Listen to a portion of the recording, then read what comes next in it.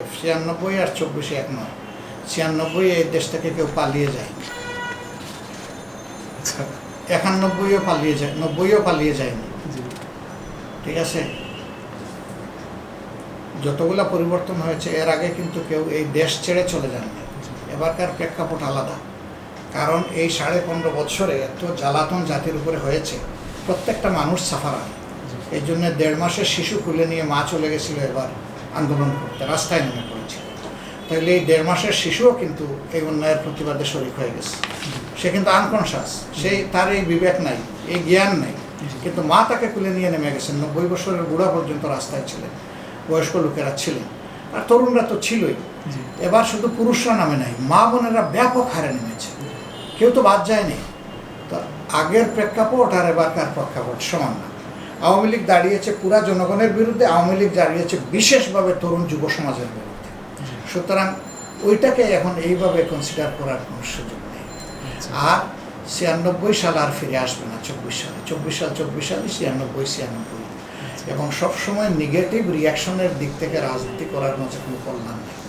বরঞ্চ ইতিবাচক ধারায় কীভাবে আমরা রাজনীতিকে পরিশীলিত করতে পারি, গড়ে তুলতে পারি, সামনে দেশকে নিয়ে ভালো চিন্তা, পজিটিভ চিন্তা করতে পারি, সেটাই হওয়া উচিত। ওরে ঠেকাও, ওরে মারো, ওরে ধরো, এইটার মধ্যেই যদি রাজনীতি চিরদিন পড়ে থাকে, এই জাতি ভালো কী করবে?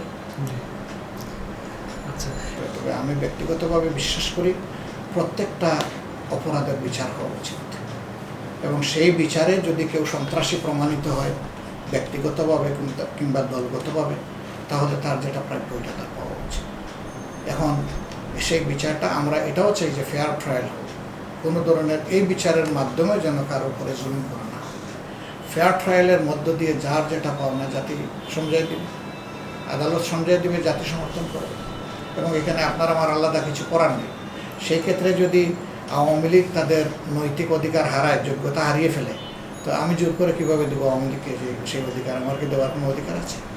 আমরা বিষয়টা আগেই বলেছি যে আদালতের মাধ্যমে সেটেল হোক, সেটা আমরা চাচ্ছি। কিন্তু যেখানে মানে হাজারের উপরে মানুষ শহীদ হয়েছে, আবার রিমান্ডে থাকা নেতারা, আওয়ামী লীগের নেতারা, হাসিনার উপদেষ্টারা সাক্ষী দিচ্ছে, জাতির উপরে হাসিনার একটা ক্ষোভ ছিল সেটাও বলছে, তারই নেতারা, এর থেকে বড় প্রমাণ কি আরো দরকার হয়? দরকার নেই, এই প্রমাণগুলোই তো আদালতে উপস্থাপিত হবে, এবং তাদের মধ্য থেকে এটাও তো বিচিত্র নয়, যাদের বিবেক সামান্য নিবু আছে, তারা চিন্তা করবেন যে অনেক কিছু করেছি, শেষ জামানায় একটা ভালো কিছু করে যাই, তাইলে আমি রাজসাক্ষী হব, আমি সমস্ত অন্যায়ের কথা চিৎকার দিয়ে আমি আদালতে বলবো, সেই লোকও তো তৈরি হয়ে যেতে পারে।